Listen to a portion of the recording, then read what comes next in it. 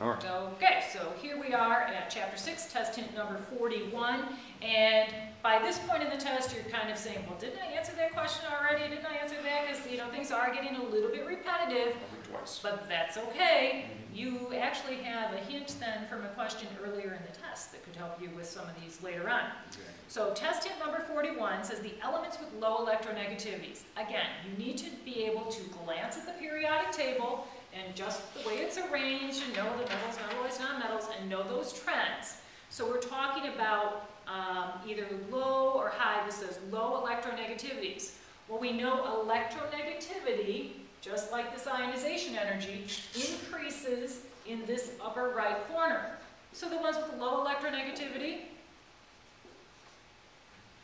need to be over here in the opposite corner or the opposite side of the chart. Just follow the arrow. It's not hard. 42. 42, the ions with the smallest radius. Ions. Ions. You have to read the question. Yeah. Ions with the smallest radius.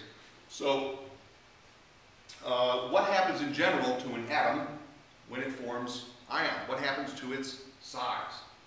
Well, if it's a metal, it's going to get smaller because it's going to shed an outer layer and lose those electrons. And if it's a non-metal, it's going to get bigger. It's going to puff up because now you have more electrons repelling each other without the nucleus to pull them back together in order.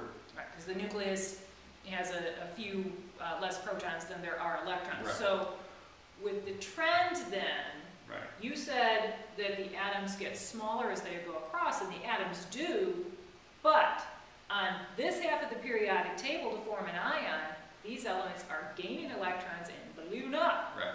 So it starts to follow the trend that the atom size does. But once you cross that metalloid zigzag border there, then you're all of a sudden gaining electrons, and boom, they're going to get bigger, and then they might decrease a little bit as you go, but you got to remember with the ions, this side is actually going to be bigger. That side is going to be smaller.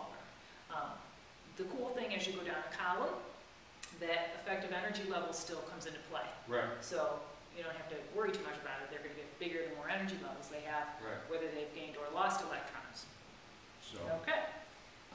43. what happens to the radius of a particle if it gains or loses? Well, again, You this is said it. back to ions. This is back to ions. If you form a cation, you get small. If you form an anion, you get bigger. Because you lose valence electrons and probably outer energy levels with cations, Right. and you gain them and fill up outer energy levels, puff up with anions. There you go. Okay. And 44 is basically another ion question. Why ions are different sizes than the neutral atom they represent? Well, This is a short answer, so we want your explanation. This is not just pick the right Yeah. term. After going through 3, 4, 5 questions about this same kind of thing, you should be able to explain why. yeah. Listen to what we've been telling you here in the video.